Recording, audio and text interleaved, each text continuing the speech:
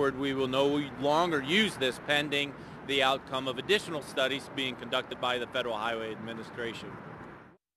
Concern about staying safe from Ebola brings about a lot of questions and safety training for healthcare workers. Good evening, everyone. No one in any Southwest Ohio hospital has been tested for Ebola. That is according to officials at the Cincinnati Health Department. However, 30 people in Ohio are still being monitored for the disease, and at least one is under the 21-day quarantine. Local 12's Rich Jaffe is here with a look at the training frontline healthcare workers are getting in an effort to keep them and you safe. Rich? Rob, this is the personal protection gear passed out to employees of the Cincinnati Health Department today to try and protect them against Ebola if a case should walk right through the door of one of their clinics. In here you've got things like booties, a face mask, and a fluid impervious gown. But perhaps the best weapon healthcare workers have against the deadly disease is training. The auditorium at the Cincinnati Health Department was standing room only for Ebola safety training. Dozens of health department employees, from receptionists to doctors, got the latest from the Centers for Disease Control about how to protect themselves and their co-workers from the deadly disease. Dressing out in personal protective gear, they learned the buddy system can help keep them safe. Someone else carefully watching each and every step they take. Susan Horne is a registered nurse.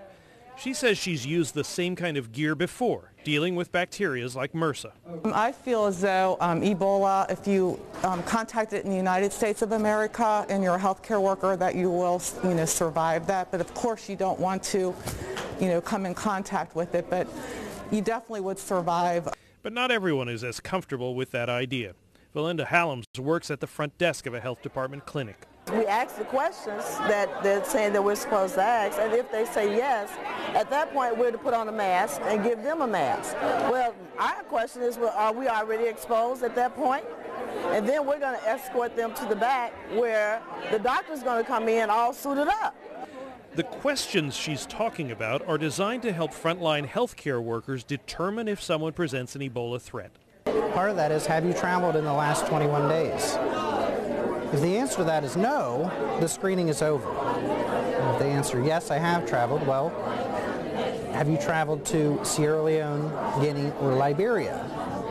If the answer to that is no, the screening is done.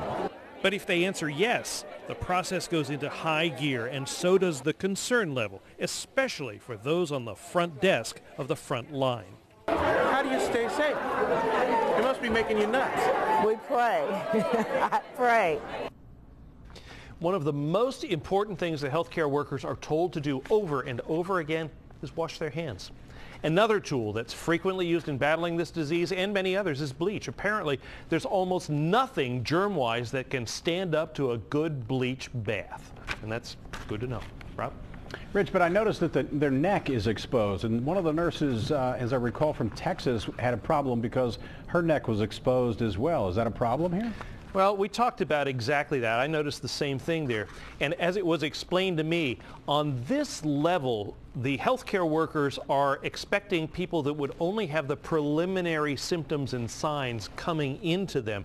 In a hospital environment, for example, when someone's more advanced, they would have protection around the neck and they would cover up everything going. But at this point, these healthcare workers on the front line are generally believed to not be exposed to people in an advanced stage of a disease like Ebola. So that's why. Thanks for clearing that up, Rich.